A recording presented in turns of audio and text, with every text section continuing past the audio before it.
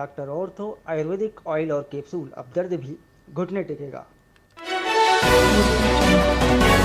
छत्तीसगढ़ में rail connectivity बढ़ाने के मुद्दे पर मुख्यमंत्री विष्णुदेव साय ने दिल्ली में रेल मंत्री अश्विनी वैष्णव से मुलाकात की। मुख्यमंत्री साय ने कहा 47,000 करोड़ की परियोजनाओं को समय पर पूरा करना जरूरी। छत्तीसगढ़ पहुंचेंगे प्रदेश कांग्रेस प्रभारी सचिन पायलट। धमतरी, कांकेर और जगदलपुर में करेंगे एसआईआर अभियान की समीक्षा।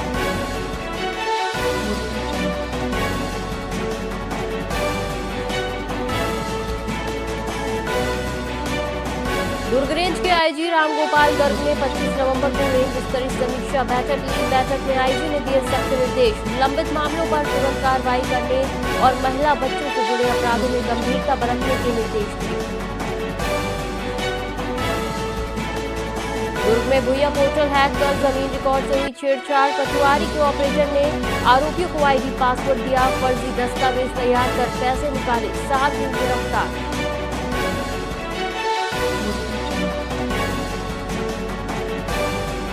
आज से छत्तीसगढ़ में बढ़ेगी ठंड, कोल्ड वेव का अलर्ट। स्वास्थ्य विभाग ने जारी की एडवाइजरी, हाइपोथर्मिया का खतरा, आवश्यक होने पर ही यात्रा करें।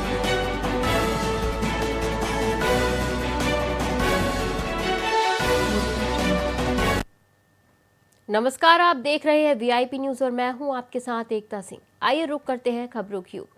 राजनांदगांव में धान खरीदी पोर्टल की गड़बड़ी से किसानों की परेशानी बढ़ गई है। कई किसानों का नाम पोर्टल पर नहीं दिख रहा, जिस वजह से टोकन कट नहीं पा रहे हैं। टोकन न मिलने से किसान धान बिक्री केंद्रों तक धान नहीं भेज पा रहे। पिछले 2-3 दिनों से तहसील कार्यालय में किसानों की लंबी कतारें लगी हुई है। किसान सुबह से लाइन में खड़े हैं, लेकिन प्रक्रिया धीमी होने से उनका काम अटका है। अधिकारी दावा कर रहे हैं कि तकनीकी समस्या जल्द दूर कर दी जाएगी।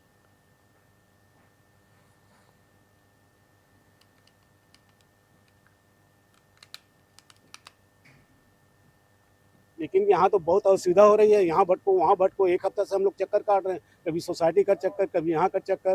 तो ऐसे में कैसा बनेगा? तो अब हम कहाँ जाएं? अब एक खाद्य अधिकारी को ढूंढने के लिए, तो हमारा काम यहीं तुरंत हो जाए तो ज़्यादा अच्छा है।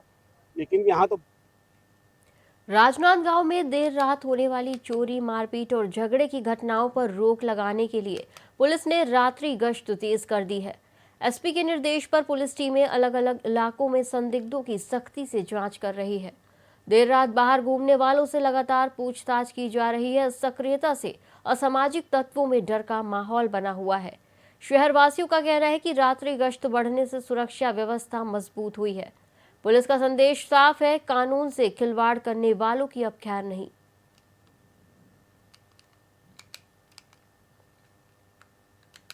सबसे पहले तो जो भी अपराधी तत्व जिले में है, तो जिला पुलिस के द्वारा काफ़ी सघन एमसीपी लगाकर भी चेकिंग की जाती है और समय समय पे टाइम और वेन्यू रोटेट करके गश्त भी बढ़ाई गई है और गुंडा बदमाश अड्डेबाजों पे भी चेकिंग की जा रही है, जिसका प्रभाव शहर में दिख रहा है और पुलिस अब प्रयास करेगी कि ये निरंतर जारी रहे। जिस प्रकार से दुकानें खुली रहती थी, तो अभी हमने उस पर अंकुश लगाया है। 11 बजे के बाद इस प्रकार से दुकानों को बंद करवाने का प्रयास किया जा रहा है, ताकि वहाँ पे लोगों कि मतलब वो एकत्रित ना हो और जमावड़ा ना हो लोगों का। सबसे पहले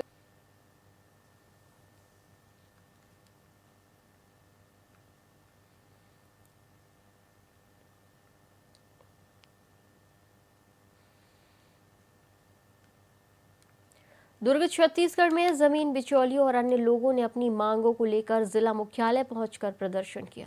इसी दौरान भाजपा प्रदेश अध्यक्ष किरण सिंह देव, राइस मिल एसोसिएशन अध्यक्ष कांतिलाल बोथरा के परिजनों से मिलने पहुंचे। प्रदर्शनकारियों ने प्रदेश अध्यक्ष और दुर्ग महापौर की गाड़ी रोकने की कोशिश की। पुलिस और प्रदर्शनकारियों के बीच हल्की झूमाझटकी भी हुई, जिससे माहौल तनावपूर्ण हो गया। घटना के दौरान भाजपा भिलाई जिला अध्यक्ष भी प्रदर्शनकारियों की हरकत से नाराज होते दिखाई दिए।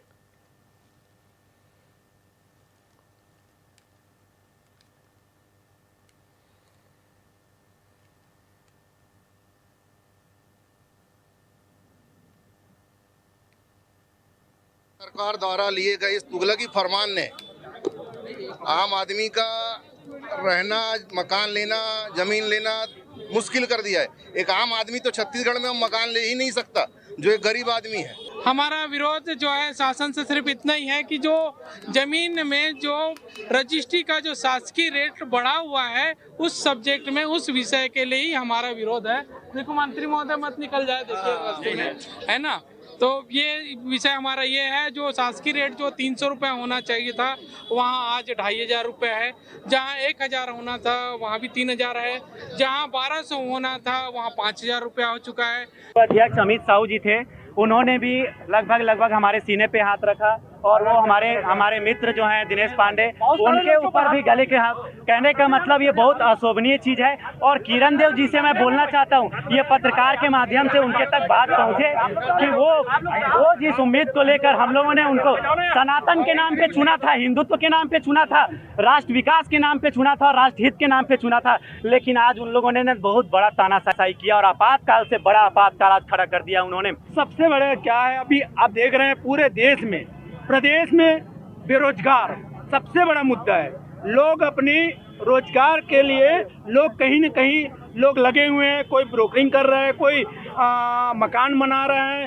हर तरह से एक मकान निर्माण होता है, उसमें सारे छड़ सीमेंट से लेकर सारे लोग जुड़े हुए हैं। आप समझ लीजिएगा, अभी देख रहे हैं कि आज क्या चीज हुआ जिसमें 10 जैसे 1 करोड़ की प्रॉपर्टी को 10 करोड़ सरकारी रेट कैसे हो गया। कांकेर जिले के पखानजोर में धान पंजीयन की धीमी प्रक्रिया और तकनीकी खराबे से किसानों में भारी आक्रोश है। परलकोट क्षेत्र के हजारों किसान अब तक पंजीयन नहीं करा पाए हैं, जबकि अंतिम तिथि नजदीक होने से दिक्कतें और बढ़ गई हैं।